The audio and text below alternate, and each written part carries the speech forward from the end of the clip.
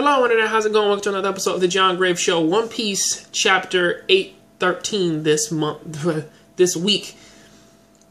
I'm gonna be fair. This chapter dropped a lot of fucking information, especially about Sanji and what is going on with his family and why he is the only person out there, like in the Straw Hat crew, to actually have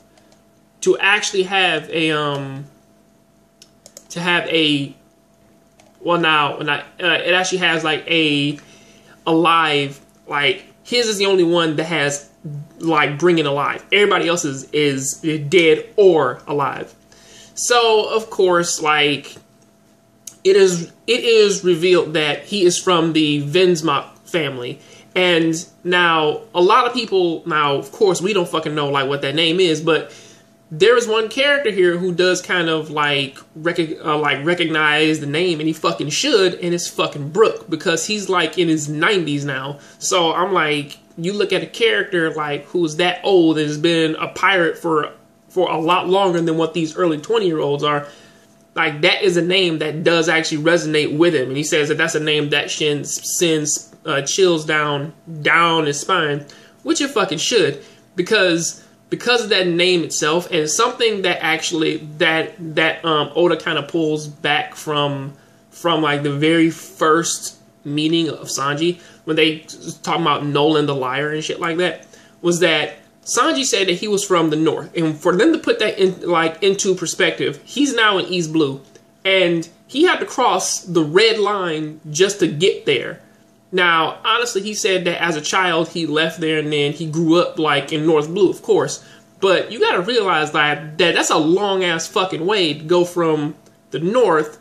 That's like you going to fucking Antarctica and then going all the way down to fucking South America just to fucking live your life. And it's like, or you go from Canada to, of course, South America or like Australia or something like that.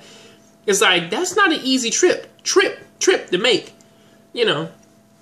So that does kind of put some shit into perspective, to where that because of this name, and mostly because of Sanji's past, is that this is something in which that he was trying to put behind him, and that he really didn't want to talk about, to where that the person out there who did make these posters, the person out there who does want him to come back alive, and also as he kind of pieces this stuff together, even though Capone, he does sort of say, this is a invitation, you have to go, you can't do this, is like stuff like that. I'm taking all of your friends, because of course, you know, Capone, he is a very intimidating kind of guy.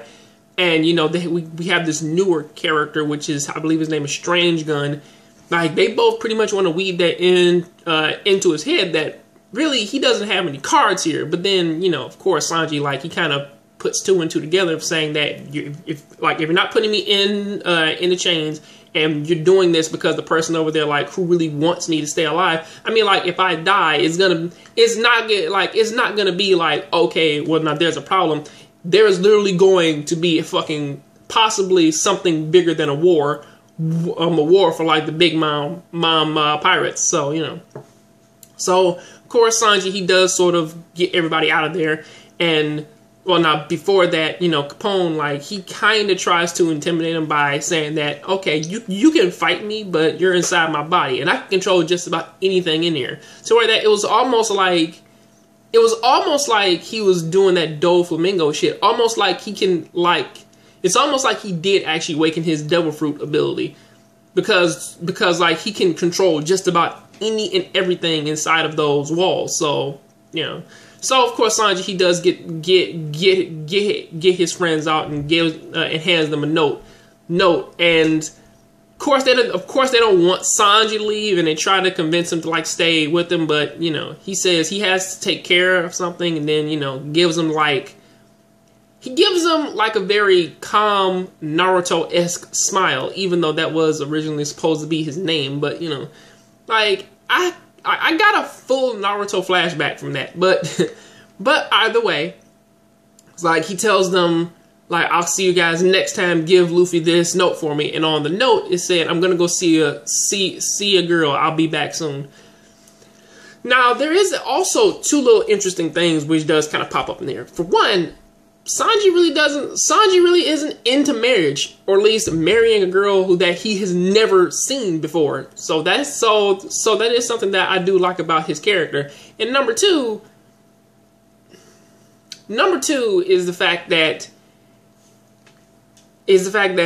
even if this wedding, if it does go through, a lot of, like, Caesar believes that means that if Sanji is married, then that will automatically make them under the Big Mom pirates. However, that doesn't necessarily mean that Luffy's going to follow her or listen to whatever in the fuckman she has to say, especially since he's already like challenged her to a fight, essentially. So I don't really think that even if he does marry her daughter, I don't think that Luffy would actually gain the tutelage under, or at least like He-Man would become one of her lackeys. I believe that would have to be something in which that he would have to agree on, especially since now Luffy is a growing Yonko, because he has 6 fucking fleets underneath his name. So that is something to sort of take into consideration. I don't want to make this video too long, but I'll catch you guys on the next Jongravesshow. Please keep watching anime, keep playing video games. I'm out.